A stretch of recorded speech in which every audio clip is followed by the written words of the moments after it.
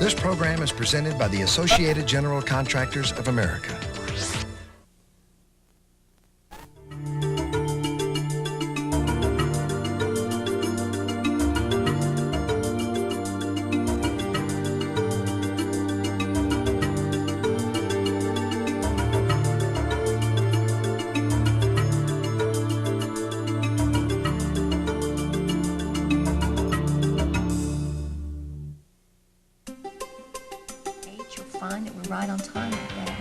Morning, Fred. How you doing? Hi. Great. Hello, Fred. How'd the paving go yesterday? Well, we got started. That's about it. Well, Fred, the reason we asked you here this morning was to help us review the service garage project. We're reviewing each project at completion in order to ascertain where we need to improve on the next one. Well, I hadn't heard that. Was my job that bad? No, Fred, we're not here to review you. We've just decided that we need to learn from each project if we're to grow and remain profitable. And this is one of the ways we're doing this. You're among friends, so feel free to be open and candid. The service garage didn't go as smoothly as we'd hoped. We just want to find out why. Let's start from the beginning.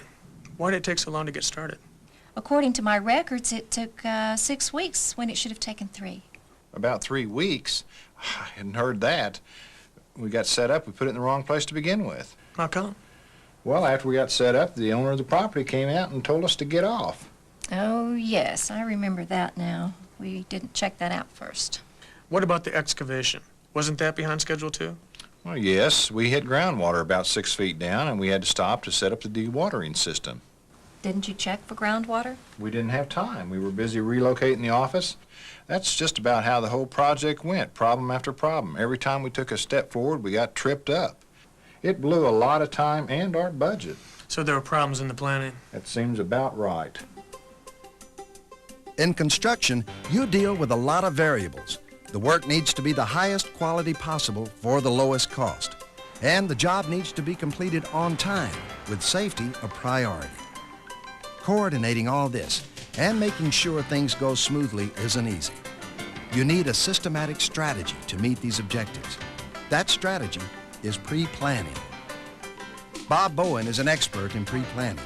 He's president of Bowen Engineering, a municipal utility contractor located in Indianapolis, Indiana. People often think that pre-planning is a waste of time. In actuality, it's the most cost-effective time spent on the project, because one day of pre-planning can save hundreds of man-days in the field. Think about it. Most pre-planning activities have to be done at one time or another. They can be done during the project, under crisis conditions, or before the project begins when everyone is thinking clearly. By taking care of problems ahead of time, you'll save time and money, and that savings will go straight to the bottom line. Pre-planning is a team effort, and this team includes the project manager, the project superintendent, the estimator, key foremen, and, in time, principal subcontractors. For planning to be successful, project superintendents must be included in the process. By doing this, you get their expertise, and more importantly, you get them to buy into the plan. Superintendents are the front line of your business. How can we expect them to achieve the goals and objectives of a project when they aren't included in the establishment and planning of those goals and objectives? Empowering employees means getting them involved and entrusting them to make decisions. An effective pre-planning process is the first step toward empowering people to take the lead on projects. Too many of our project managers today are micromanagers. They do everything themselves. They fail to empower people to provide the kind of leadership that they would provide.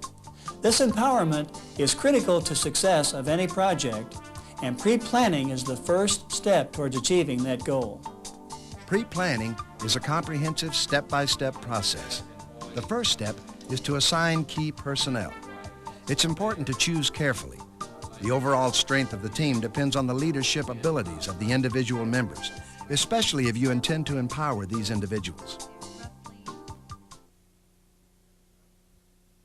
As you probably heard, we've been awarded a $5 million foundation and site development package for the new Stay Fresh distribution center in Riverton. We don't expect work to start for a couple months. Miriam Jacobson is the project manager. She helped estimate it, and she's been to the site 3 times. Miriam?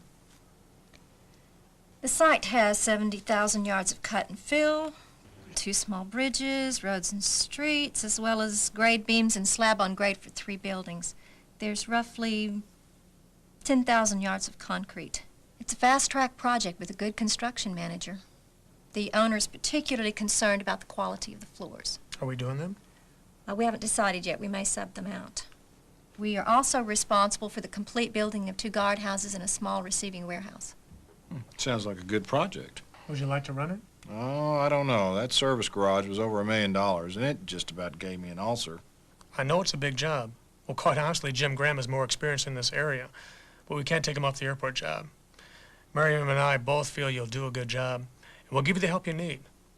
We plan to do the type of pre-planning we should have done on the service garage. In fact, we'd like to start planning on Monday. That far ahead? I know it's going to be a big job, but will it take that long to plan it? Well, that's not all you're going to be doing. But I put together a list of things I think we need to include in our planning effort. Most of it's stuff we came up with after the post-job meetings on the service garage and the state college job. Here, look it over and feel free to add to it or delete anything you don't think we need. 6 pages? You gotta be kidding. I didn't take this job to be a paper pusher. A lot of your ideas are in that list, so you can't say it's not important. This is the type of project we can really do a bang-up job on. We can't afford to blow it. This planning effort's going to make the difference. Well, I'll try my best. What time do you want me to meet you on Monday? Not all jobs need months of pre-planning, but some planning, even a day or 2 on small jobs, is necessary for success. Once the team is chosen, the next step is to develop a pre-planning schedule. Each item in the schedule has a deadline and states who's responsible for its completion. The third step is the initial brainstorming meeting. The initial brainstorming session may be the single most important part of the pre-planning process. This is when the team goes completely through the plans and specs and breaks the job down either by area or by structure. Tasks are assigned to various individuals who then can identify needs and develop requests for information from the owner. This process allows members to gather information and determine the time, processes, and materials needed to complete the job. The next step is the budget estimate review. This is the time to validate the bid profit by identifying the strengths and weaknesses of the estimate. You may also need to cost code the estimate for project cost control if it hasn't already been done by the estimating department.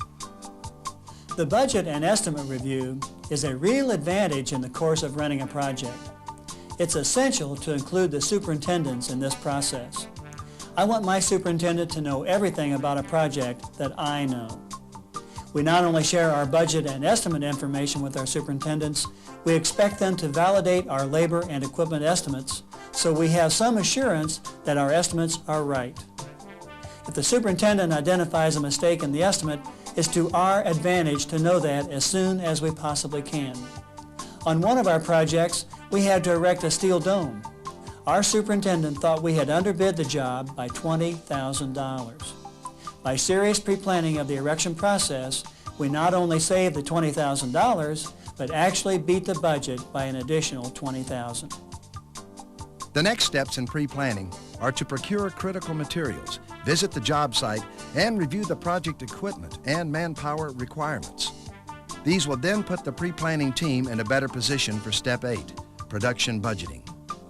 In production budgeting, the project superintendent should do a manpower analysis of the work items using the estimate information.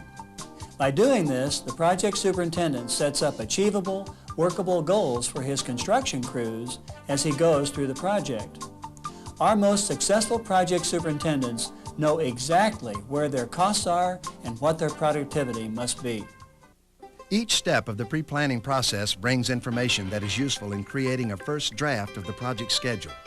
This preliminary schedule can then serve as a production reference when reviewing and issuing subcontracts and purchase orders and holding pre-construction conferences with subcontractors. After these meetings, the final project schedule can be completed. As you near the end of the pre-planning process, you also need to look into how you'll deal with materials. To be most efficient, material handling should be kept to a minimum. Effective management of material handling can make or break a project. On one project, we had to install 1,200 tons of rebar that had to be delivered in 60 truckloads.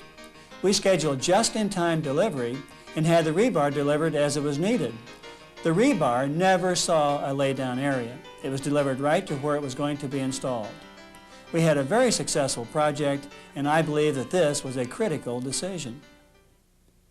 The last step is a final brainstorming session.